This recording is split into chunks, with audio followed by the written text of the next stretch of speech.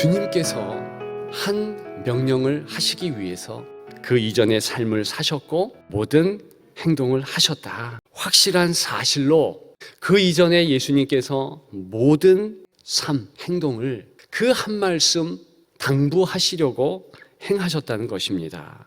제자 삼으라, 어떤 의미를 담고 있겠습니까? 첫째는요, 의존하라는 의미입니다.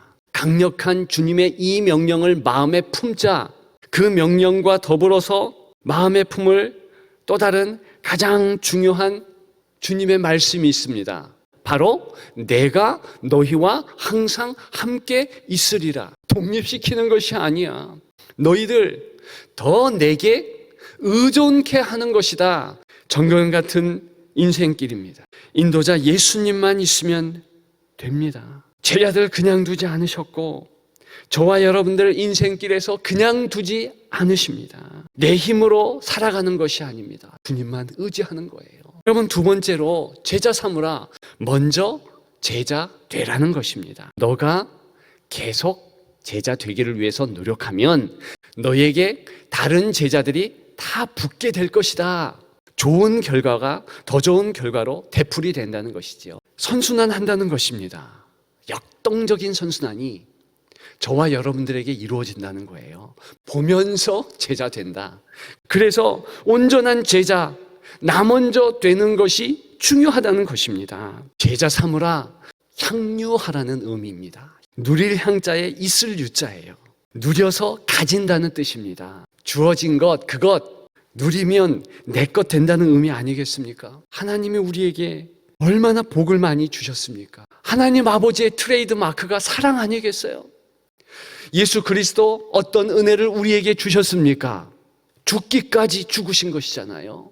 하나님의 사랑, 예수님의 은혜, 하늘 가족이 되는 것을 계속 확증하는 성령 하나님의 놀라운 기쁨, 그 기쁨, 웃음 이미 우리에게 있습니다. 우리는 참 많은 것을 이미 가지고 있는 것이지요. 우리도 제자 훈련합니다.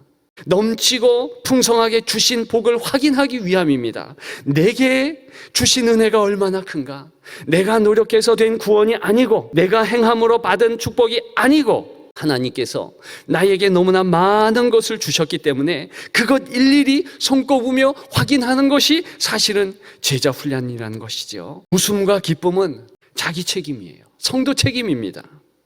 성도는 기쁨의 사람들이었습니다. 풍성한 주의 은혜를 알기 때문에 그랬습니다. 초대교회 때에 제자 된다는 것은 달가운 일이 전혀 아니었습니다. 세례교육이요?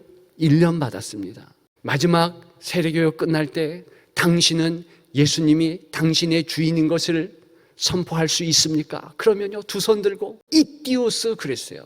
나는 예수님의 사람입니다. 전 교우들이 다 울었습니다. 그 사람은 그 다음 날부터 누가 어떻게 죽여도요 상관없는 사람이 되었습니다. 죽음을 각오해야 되었어요.